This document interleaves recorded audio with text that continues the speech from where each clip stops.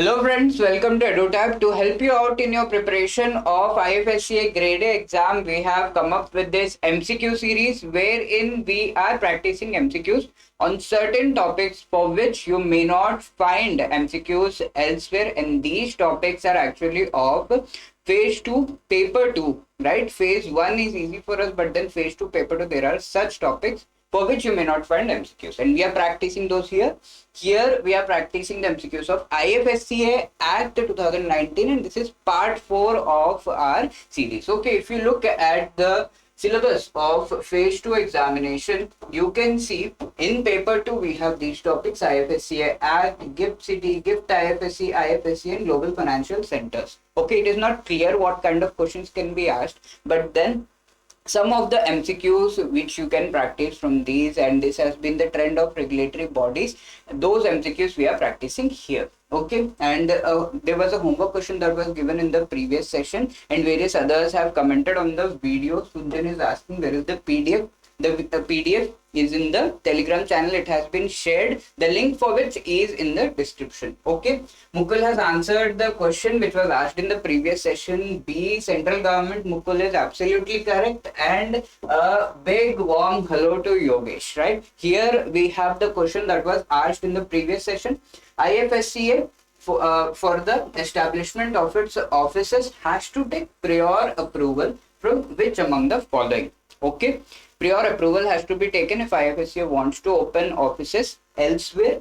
From whom? State government, central government, President of India, chairperson of these regulators, or none of the above. So the correct answer here is B, central government. Okay, which Mukul has given. Now let us move on to the first question of this session. This question says the members of IFSCA, that is the authority, are nominated by which among the following? So there are certain members. If you look at the complete organizational structure, there are certain members who are appointed by certain regulators. Okay, which of these regulators actually nominate a member to be part of IFSCA?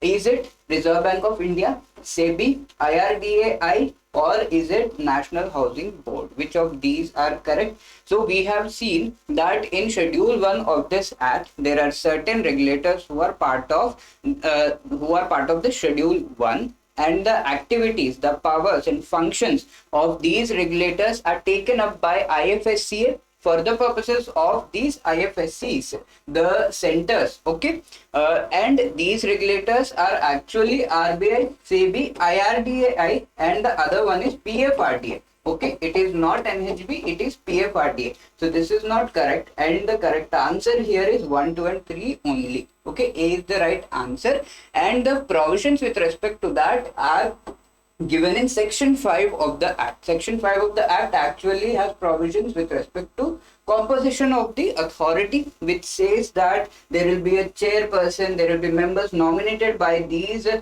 specific regulators. Also, 2 members will be nominated by the central government, who will be part of the finance ministry, right? So there are 2 other members who will be appointed by central government based upon the recommendation of a selection committee, right? So it is a representative body, no doubt, and the provisions with respect to that are given in section 5, right?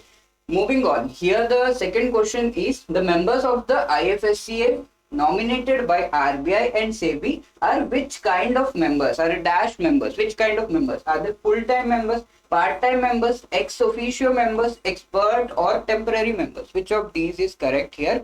That is the question. So RBI and SEBI actually nominate these members.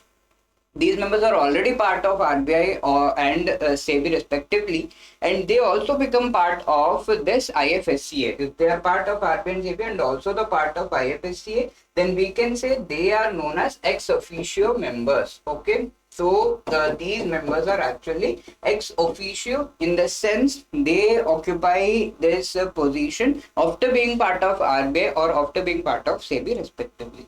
So the correct answer here is C, and this can be very clearly seen in the section 5, wherein which kind of members are nominated is given very clearly. Here you can see one member each is nominated by RBI, SEBI, IRDA and PFRDA, and these are ex officio members. Also, the members who are nominated by the central government from finance ministry are also ex officio members. So these are part of finance ministry and also this authority. Now, two members who are appointed by central government on the recommendation of selection committee are whole-time members. They are not ex officio, they are whole-time member, and the chairperson is also a whole-time member as per the act and as per the regulations presently applicable of the IFSCA, right? So these are the things you need to keep in mind. The third question here says the tenure of chairperson of IFSCA is dash years. Very simple, straightforward, but fact-based question wherein the tenure is being asked. For how many years the chairperson is appointed? Is it 1, 2, 3, 5, or is it prescribed by the state government? Straightforward. Let us eliminate this because state government does not have much powers with respect to this. It is a central body. It has been established by an act of the parliament. Obviously, state government has limited powers in this respect. That is eliminated. So the numbers here are confusing. But yes, the correct answer is 3 years. Okay, 3 years is the right answer. C is the right answer. And the provisions for that are given in section 6 of this specific IFSCA Act. Right here you can see chairperson and members are appointed. They are appointed, both of them, even the chairperson and the members are appointed for a tenure of 3 years.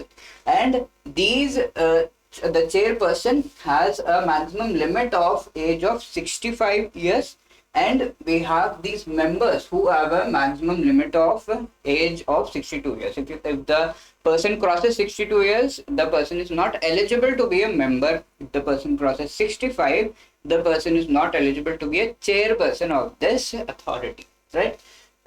Looking at fourth question now, the central government may remove which among the following as per section 7. So section 7 of the act has provisions with respect to removal of the chairperson or the members.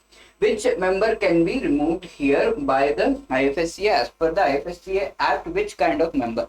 A member who has been adjudged as insolvent. So a member who has been adjudged as insolvent and the person's assets have been vanished, such a person may not be in a position to serve or be part of IFSCA because of his own issues, right? So such a member is actually removed. A member who has become physically incapable, who has become mentally incapable of acting as a member. This is a very straightforward, we can say very easy kind of question, wherein these statements are really obvious. But then, are these really part of the act is something that we need to know. And let me tell you, yes, these are part of the act, and the correct answer here is E.